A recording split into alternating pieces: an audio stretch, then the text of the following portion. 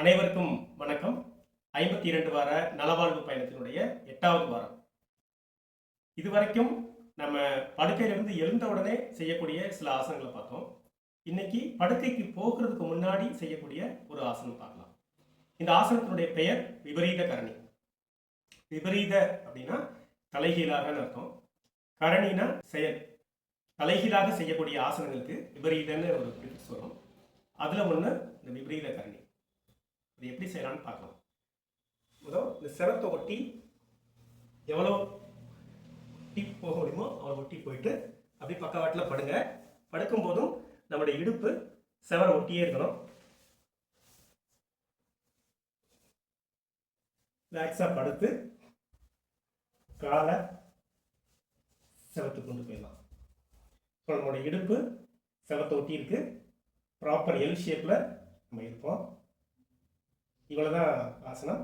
நம்முடைய கைகளை ரிலாக்ஸாக விரிச்சு வச்சுக்கலாம்.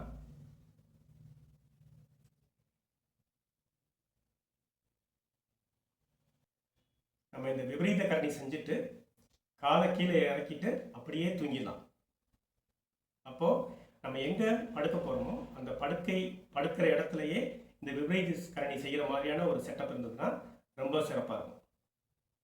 இந்த விபரீத கரணி செய்கிறனால நமக்கு என்ன பயன்?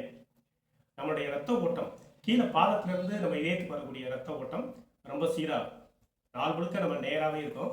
இந்த ஒரு 10 நிமிடம் நம்ம தலைகீழாக இருக்கும்போது பாதத்திலிருந்து வரக்கூடிய ரத்தம் சீராக இதயத்துக்கு வந்து சுத்திகரிக்கப்பட்டு போகும்.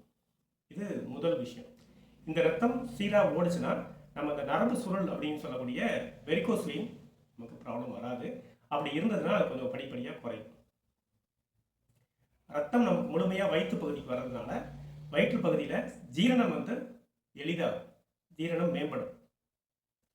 அதே போல் வயிற்றில் இருக்கக்கூடிய கேஸ் ட்ரபிள் இருந்ததுன்னா அது குறையும். நம்ம இது முதல் நாள் செய்யும் போதே நம்மளால் இந்த கேஸ் ட்ரபிள்லேருந்து நம்ம ரெக்கவர் ஆகிறத ஃபீல் பண்ண முடியும். உடல் அளவில் நம்ம உணரக்கூடிய விஷயங்களை தாண்டி நம்ம மனம் வந்து ரொம்ப ரிலாக்ஸ் ஆகும். நம்ம தூங்குறதுக்கு முன்னாடி இதை செய்யணும்னு சொல்கிறதுக்கான காரணம் ஒன்று செரிமானம், ரெண்டாவது நம்மளுடைய ரிலாக்ஸேஷன்.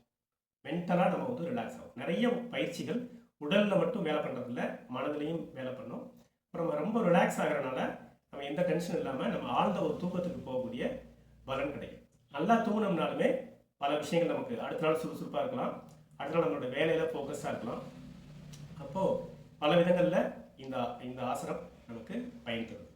செய்து பாருங்கள். நன்றி.